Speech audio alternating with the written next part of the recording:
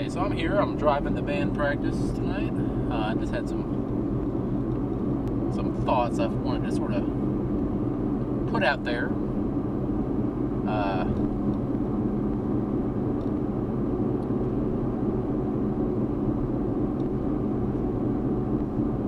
I was reading in John today. I was actually in chapter 4, which is where Jesus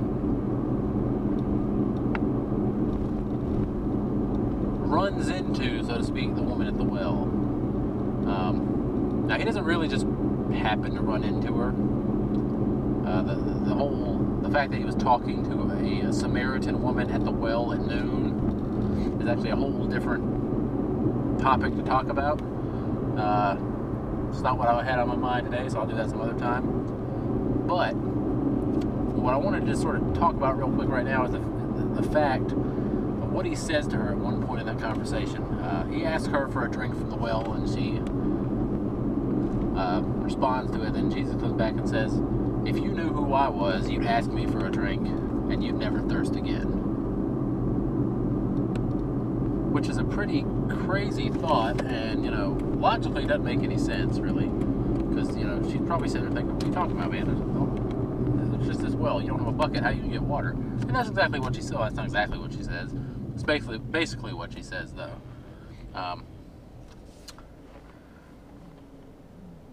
And then Jesus goes on to, again, point out that he is the living water, and that anyone who drinks from the water he has to give will not thirst again.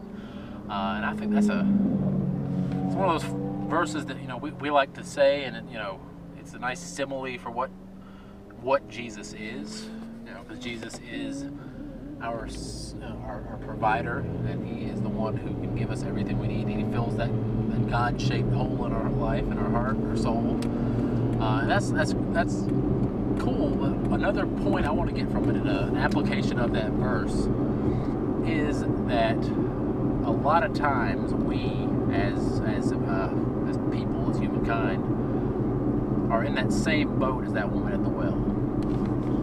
We know we have a need. We know there's something wrong. We know we need something.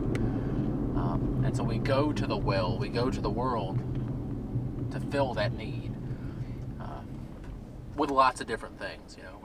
We try to fill it with money, or with fame, or with reputation, or we try to fill that void and that hole with sex or drugs or rock and roll or all these sorts of things. And we even try to fill it with good stuff. We'll try to fill that hole with religion, or with family, or with charity work. So I'm not saying that the stuff we use to try to fill that hole is necessarily bad. Now, some of it is, but it's not all necessarily bad. But the fact that we try to use it to fill up a hole in our lives that's meant to be filled by Jesus himself makes it a problem. We find ourselves in that boat, every one of us, I guarantee you. If you look back on your life, if you're a follower, or if you're not, if you don't know who Jesus is, I bet you look back at your life when you thought something was going to make you happy, it was going to make you complete, it was going to make you fulfilled, be it a relationship, or a job, or money, or stuff, or drugs, or fame, or whatever. We've all had that thought. We've all tried to fill that hole and failed. And the reason is because we were filling it with something that runs out.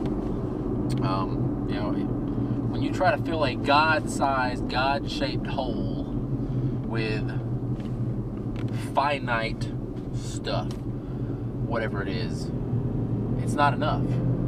Now, maybe the stuff makes you happy for a while. The saying people like to say is that if sin wasn't fun, people wouldn't do it. That's true. If it wasn't temporarily enjoyable, people wouldn't sin. And if the stuff we try to fill our lives with and fill that hole with didn't work at least a little bit, people wouldn't do it. So that's the reason we find people getting addicted to whatever they get addicted to, be it bad stuff like drugs, or good stuff like religion. People get addicted to it because they just the last dose doesn't have enough strength to keep them happy anymore, so they just need another hit, another little shot to get themselves fulfilled. And again, like I said, it doesn't work, because the thing you're trying to fill up, the hole you're trying to fill up, is God-shaped and God-sized. It is the spot in our lives where we were created in the image of God, and we're meant to be in communion with Him. That's why God created us. We weren't created just on a whim. God created us to have communion with us. And we messed that up. But there's still that hole in us, that aching, that place in our heart where it seeks after Him and desires Him, even if we don't know who He is. And so that's sort of the analogy I'm drawing out of that passage there. Is, the woman at the well would have to go to that well every day and draw water again and again and again, because she always needed more. And Jesus says, if you drank from the well I have to offer, you wouldn't need to anymore. And I don't think when Jesus said that He was talking about that physical water in that well. I think He was referring to her promiscuous lifestyle, let's say. She that was her well that she kept going to, that she thought she'd find fulfillment in. And when Jesus said that, I think that's what he was referring to. I don't know. It doesn't say so specifically in the text. And maybe that's just my mind's way of wrapping around it. But it makes sense.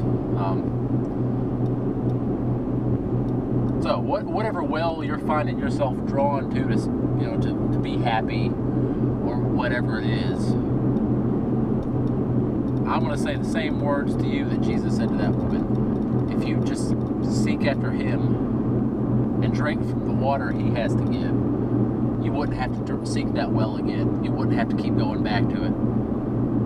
So that's my little tidbit of thought for tonight as I'm driving. It's just sort of been bouncing around inside my head all day. So I wanted to just sort of put it out there as an encouragement to those who are finding themselves going back to some unfulfilling well in their life, that they don't have to keep going back to that they can find fulfillment. And the source of that fulfillment isn't in all this stuff we seek after, it's in Jesus. And if you don't know who Jesus is, if you don't know Him, if you don't have that relationship, I'm telling you, find someone who does.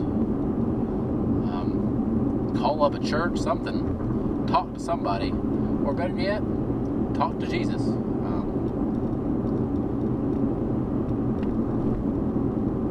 Because that's the only source you're going to find of true fulfillment in this life. Yeah, that's it.